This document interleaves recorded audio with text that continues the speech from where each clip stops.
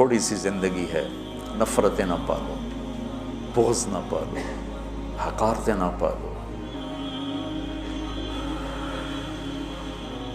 کسی کو اگر غلط راستے پہ تم دیکھ رہے ہو تو اس سے بچانا ضروری ہے، اس سے نفرت کرنا بند ہو گیا۔ میرے نبی نے کتنے پتھر کھائے طائف والوں سے، کتنے پتھر کھائے۔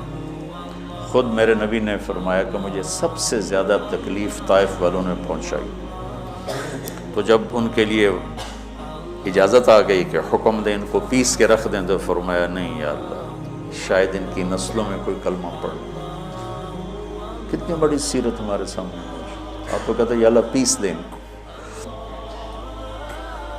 ابو جہل جیسے کی آپ نے اتنی منتیں کی کہ حل انت منتہن عن سب آلہتنا، محمد اب بس بھی کرو، تو انہیں بہت سنا دیا ہمیں، ہم قیامت کے دن گواہی دے دیں گے کہ تو نے اپنے رب کا پیغام پہنچا دیا، اب بس کرو۔ جس کے بارے میں آپ کو پتہ تھا یہ میری امت کا فرعون ہے۔ بھائیو میرے عزیزو، اگر آپ اپنے آپ کو اہل حق سمجھتے ہو تو پھر آپ کی مثال ایک طبیب کی ہے، اور جو غلط راستوں پر ہے اس کی مثال ایک مریض کی ہے۔ اگر ڈاکٹر مریض سے نفرت کرے گا علاج ہو سکے۔ یہ سن 2000 میں ہم تھے عمرے پر نا، نئی صدی شروع ہو رہی تھی، تو میں سارے بچوں کو لے کے گیا حرم، اور رمضان کا ہی مہینہ تھا، رمضان میں ہی تبدیل ہو رہا تھا 100 سالہ۔ تو تراویح کے دوران وہ جو رات تھی اصل 31 دسمبر کی رات، مولوی یوسف صاحب کو پیٹ درد شروع ہو، تو ہمیں تراویح چھوڑ کے نکلنا پڑا۔ میرے ایک دوست تھے وہاں کنگ عبدالعزیز ہاسپٹل میں ڈاکٹر، میں نے ان کو فون کیا، آج کل ادھر ہوتے ہیں لاہور۔ میں نے کہا اس طرح بچے کو پیٹ میں درد ہے تو بہت زیادہ ہے کہ میں ہاسپٹل آ رہا ہوں، آپ بھی آ جاؤ۔ تو میں اس کو لے کے گیا، تو لفٹ میں ہم تھے، تو اوپر ان کے جہاں کلینک تھا وہاں وہ لے جا رہے تھے۔ اب میں باپ ہوں، یہ بیٹا ہے، یہ ڈاکٹر ہے، تو اس کو آئی الٹی، تو میں ایک دم پیچھے ہٹ گیا، اور جو ڈاکٹر تھا اس نے اپنے دونوں ہاتھ آگے کر دیا اور ساری الٹی کو ہاتھوں میں لے لی۔ میں موت تک یہ منظر نہیں بھول سکتا۔ میں باپ ہو کے پیچھے ہٹ گیا کہ میرے کپڑے نہ خراب ہو جائیں۔ اس نے اپنی ڈیوٹی کا حق ادا کیا، اس کا تو وہ کچھ نہیں لگتا تھا، میرا لگتا تھا، اور میں پیچھے ہو گیا۔ وہ اس کا مریض لگتا تھا، تو اس نے طبیب ہونے کا حق ادا کیا، اس نے دونوں ہاتھوں میں پوری الٹی کو یوں لے لی، اور لفٹ کھلنے کے بعد جا کر اس نے اس کو بیسن میں ڈالا۔ اسے طبیب کہتے ہیں۔ تم کیسے بے وقوف طبیب ہو کہ مریضوں سے نفرت کرتے؟ تمہارے سامنے نبیوں کی سیرت ہی کوئی نہیں،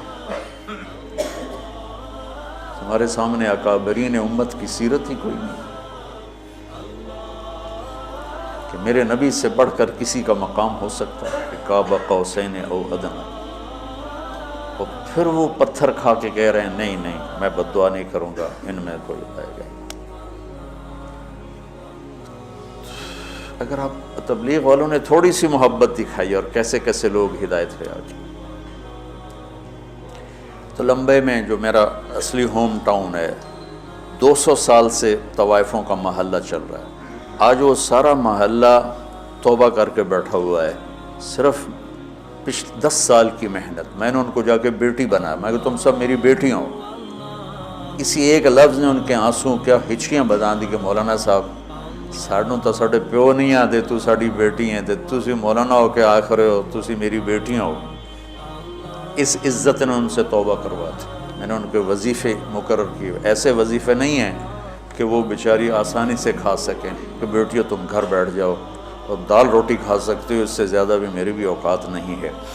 تو اللہ کرے اللہ تمہارے گھر آباد۔ 2 لفظ محبت بھرے، پوری زندگی ان کی تبدیل ہو۔ طوائف کہنا کون سا مشکل کام ہے، کنجری کہنا کون سا مشکل کام. تم جانتے ہو کہ طوائف کو طوائف بنانے والی یہ کم بخت مالدار لوگ ہیں جو غریب کی بیٹیوں کو کی بولی لگاتے ہیں، ان کے سر پہ عزت کی چادر ڈالتے، ان کی شادیاں کرواتے، ان کے گھر آباد کرواتے، بجائے سے ان کی عزتوں سے کھیلا. اگر تم کبھی طوائفوں کی کہانیاں سنو تمہارے کلیجے پھٹ جائیں.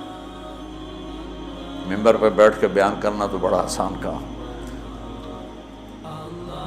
نشہ پلا کے گرانا تو سب کو آتا ہے، مزہ تو تب ہے کہ گرتے کو تھام لے ساکھ. میں جب طوائفوں کے بازار گیا تو مجھے پتہ چلا کہ کتنا مظلوم طبقہ ہے یہ. غریب کی بیٹی پیٹ کی آگ بجھانے کے لیے جسم بیچتی ہے اور اس کے ماتھے پہ طوائف کا داغ لگتا ہے، اور اس بدبخت ذمہ دار پر چودھری کا پیسے ہی تاج سجا رہتا ہے جس نے راتوں کو جا کر اس کی عزت کے سودے کیے. اس کی شادی بھی کروا سکتا تھا. وہاں کی طوائفیں بڑے بڑے ذمہ داروں کی بیٹیاں، میں وہیں پیدا ہوا، وہیں پروان چڑھا. تو اگر میں بھی ان سے نفرت کرتا، اگر ان 300 میں 100 ہی پکی ہو گئی، ایک بھی ہو گئی، تو میری ساری 50 سال کی تبلیغ ایک طرف اور ایک طوائف کا توبہ کر لینا ایک طرف.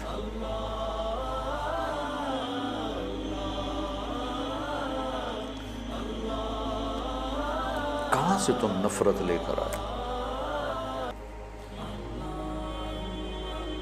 دکاندار گاہکوں سے نفرت شروع کر دے، دکان چلے گی اس کی. طبیب مریضوں سے نفرت کرے، کلینک چلے گا اس کا.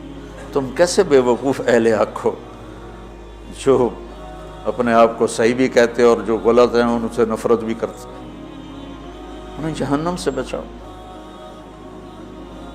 ان کی جنت کا راستہ ڈھونڈو. جنید جمشید رحمۃ اللہ علیہ ایک دفعہ مجھ سے کہنے لگے، مولانا اگر ایک دفعہ بھی تم مجھے کہتے نا کہ گانا بجانا حرام ہے، تم حرام کھاتے ہو، تو زندگی بھر میں تیرے قریب کبھی نہ تھا. تم نے کبھی مجھے احساس ہی نہ دلایا، اور اتنی محبت تھی کہ میں خود ہی سب کو چھوڑ گیا.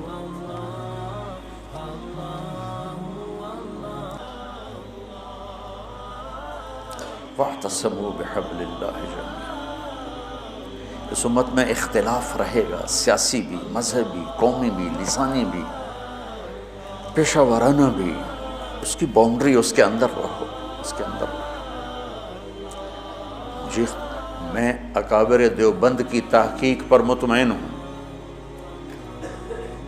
لیکن میں باقیوں سے نفرت نہیں کرتا. جو اہل السنت والجماعت کی تعبیر انہوں نے کی ہے میں اس پہ مطمئن ہوں.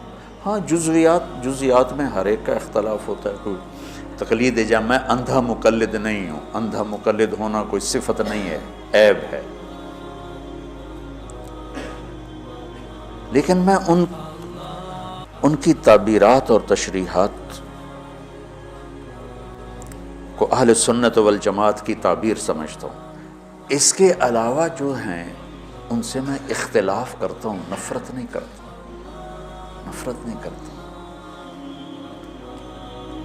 میرے منصب کا تقاضا ہے، جہاں مجھے اللہ نے بٹھایا ہے، کہ میں کسی سے چور ڈاکو بدماش سے بھی نفرت، مجھے اس کے عمل سے نفرت ہے، اس کی ذات سے نہیں.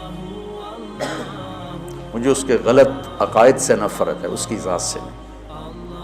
تو محبت تو دو.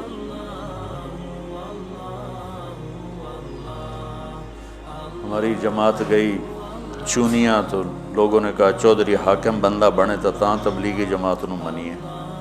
چودھری حاکم وہاں کا بڑا جاگیردار تھا، قاتل، ڈکیٹ، رسہ گیر، قبضہ مافیا، جو برائی لکھنا چاہو سب اس کے کھاتے میں لکھی ہوئی تھی.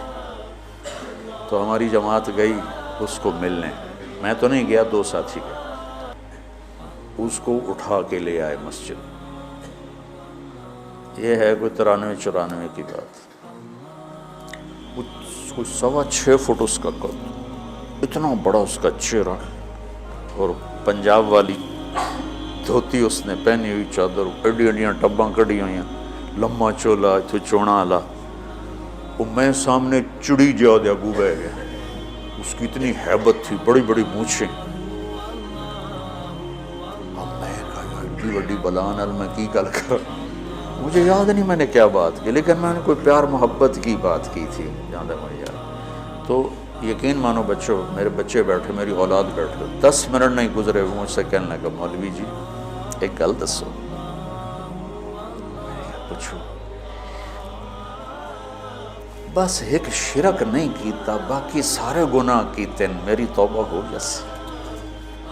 10 منٹ کی محبت، قتل، ڈاکے، زنا، چوریاں، قبضے، زیادتیاں، اور 10 منٹ کی محبت کے بعد وہ مجھ سے میری بات کاٹ کے کہتا ہے مولوی جی ایک گل تو دسو، ایک شرک نہیں کیتا باقی سارے گناہ کیتے، معافی ہو جس.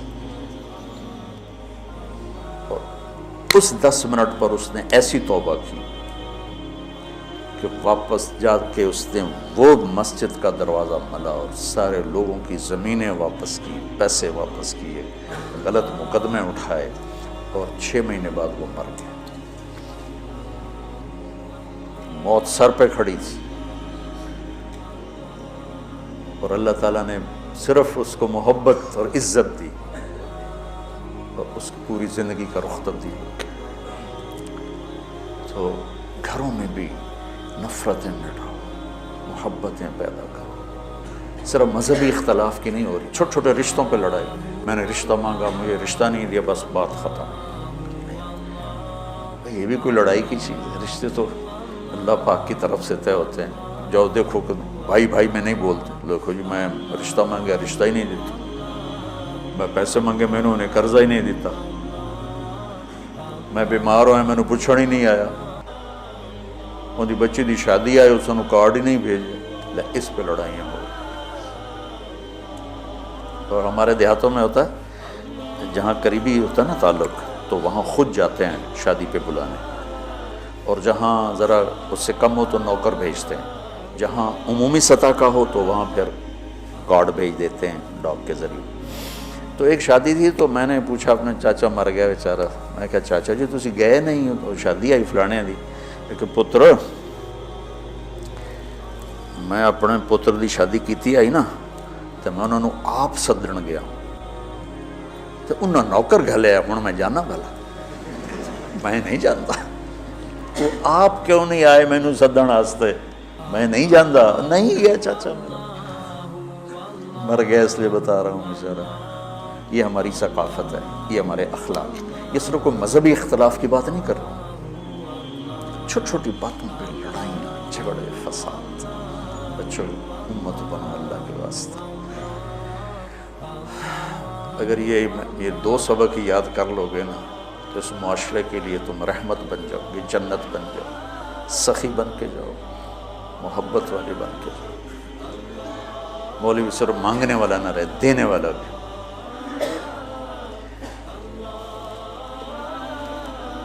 چونکہ انگریز نے اہل علم کا تصور بہت دھندلا دیا. اللہ کا شکر ہے تبلیغ کی برکت سے اس میں بڑی تبدیلی آئی ہے، لیکن ابھی بھی فاصلے بہت زیادہ ہیں. اللہ ہمیں عمل کی توفیق. سبحانک اللہم و بحمدک، اشہد ان لا الہ الا انت، استغفرک و اتوب الیک. ربنا آتنا فی الدنیا حسنہ وفی الآخرۃ حسنۃ وقنا عذاب النار. ربنا هب لنا من ازواجنا وذریاتنا قرۃ اعین واجعلنا للمتقین اماما. اللهم اشفنا بشفائك وداونا بدوائك واعصمنا من الوهل والامراض والاوجاع برحمتك يا ارحم